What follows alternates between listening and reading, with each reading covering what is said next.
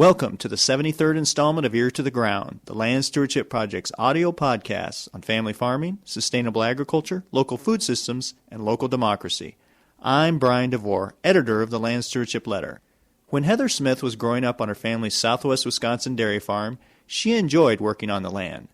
But when she left in 1996 to attend college, she never dreamed her career path would lead her back to farming. However, after graduating from college and working on a ranch out west, Smith realized she belonged on the land producing food. Smith eventually returned to southwest Wisconsin, and in 2003, she took the Land Stewardship Project's Farm Beginnings course, where she learned business planning, goal setting, and innovative marketing techniques. The course also allowed her to network with established farmers who were utilizing innovative, sustainable production techniques to profitably produce livestock, vegetables, and other products. Today, the 31-year-old Smith is making a living on a picturesque 16-acre farm not far from where she grew up. The core of her operation is a 60-family, community-supported agriculture vegetable operation. Normally, a CSA operation of that size would not be able to provide a full-time living. And indeed, Smith's CSA enterprise, which consists of people buying subscriptions in the farm before the growing season, could easily be larger. The demand outstrips her supply of memberships. But Smith has 2 sons under age 5, and she is farming the land by herself. She realizes that adding more shares to the CSA will increase her workload to a level that may not be sustainable in the long run. So the young farmer has made a conscious decision to increase cash flow by adding value to what she already produces. She now offers winter CSA shares that consist of storage crops like potatoes, as well as leafy greens such as spinach, which she raises in a winterized hoop house. Smith also makes soaps and jams that she sells. But perhaps the farmer's most successful value-added enterprise is a wood-fired pizza business. Once a week from May to October, she bakes pizzas for some 350 people who come out to the farm. To make the pizzas, Smith not only utilizes vegetables from her gardens, but pork from a neighboring Farm Beginnings graduate, cheese from other local farmers, and flour from an organic grain mill that sits next to Smith Gardens. These pizza nights not only add value to Smith's limited acres, but also help showcase the variety of food produced in her corner of Wisconsin. Heather recently talked to me about how she is using value-added enterprises to make the farm sustainable from a labor and financial point of view. She also talked about how to avoid the trap of allowing the romance of working the land blind one to the realities of what it takes to run a small business. It was sort of the realization at first of thinking that everything we created on the farm had to come from this specific farm. I guess limited labor and limited knowledge sometimes too, and in being a very successful, pork producer as well as, growing our own grains and all these other things. Like I felt my times could be better used in working with other people that had their specific areas of knowledge, and like I said, we buy a whole hog from a neighbor farm that way instead of raising mine in the off season in the barn in the winter so that I could have pork when I want it. It makes sense to support them, and then they in turn can come here and sell cuts of meat or can kind of cross market their product on the pizza nights that we have here, while people are also getting to eat the whole hog sausage on their pizza and can see, there's the mill where the flour came from, the cheeses, our various kinds of cheeses from the area. And, I can do my part with the gardens, but we can also all work together to showcase our local foods and what we have as a region available to others. Yeah, I think that's really it's really exciting. And you said it's kind of grown, it was doubled in size just in the 3 years you've done it, something like that. And this is a very rural area. It's kind of hard to get back in here in the valley. It's a beautiful place, but it's hard to get here. So it's not like you're in an urban area where you can have people drop in. They have to make an effort, and you can get over, typical night, you can get over 300 people here. That's pretty amazing.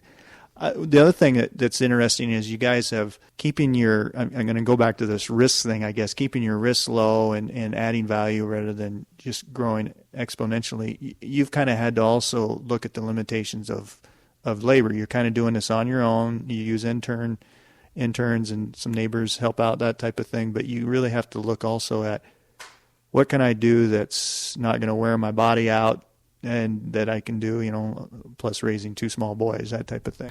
I mean, trying to become financially sustainable here on the farm, there's many different roads you can take.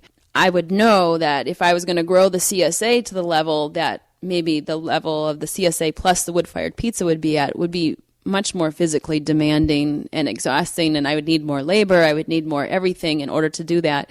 And I would also probably have to deliver my shares outside of the area because I would need more families than perhaps I could come up with to support the farm that way.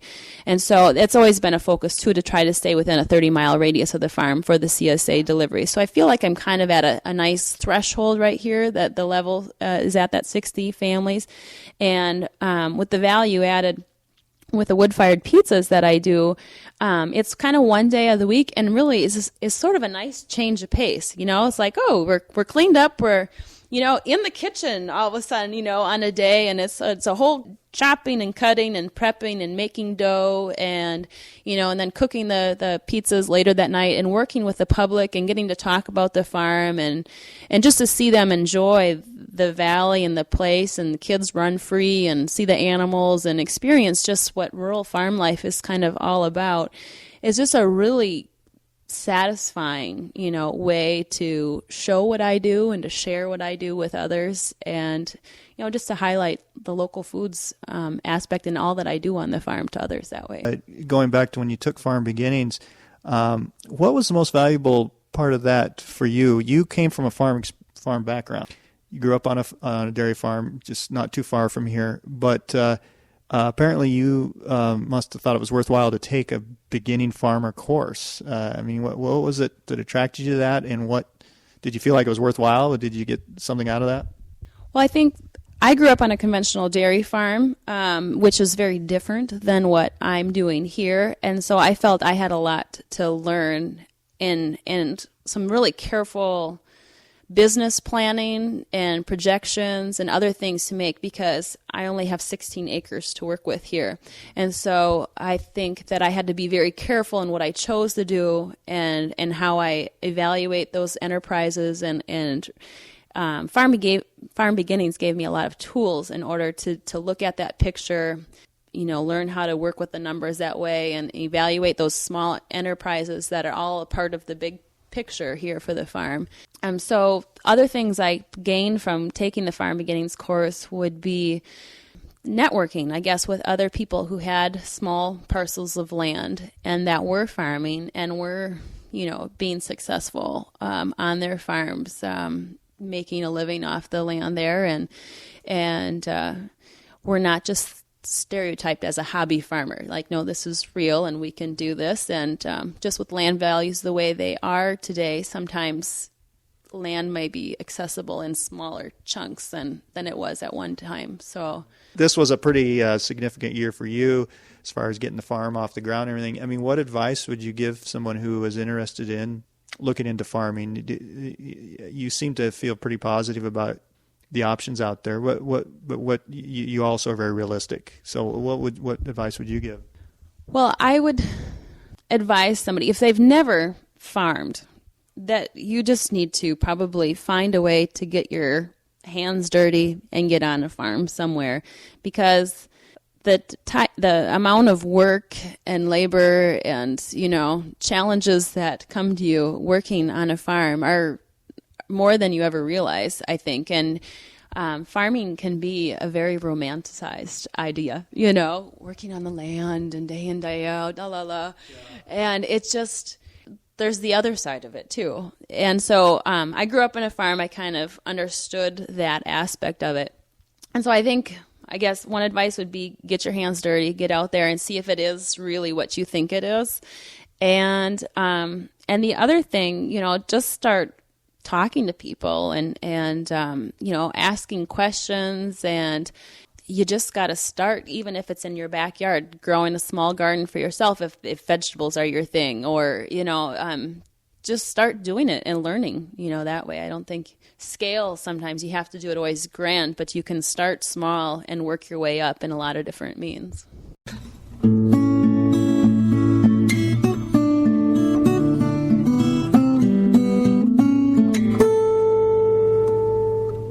For more on Farm Beginnings, see www.farmbeginnings.org.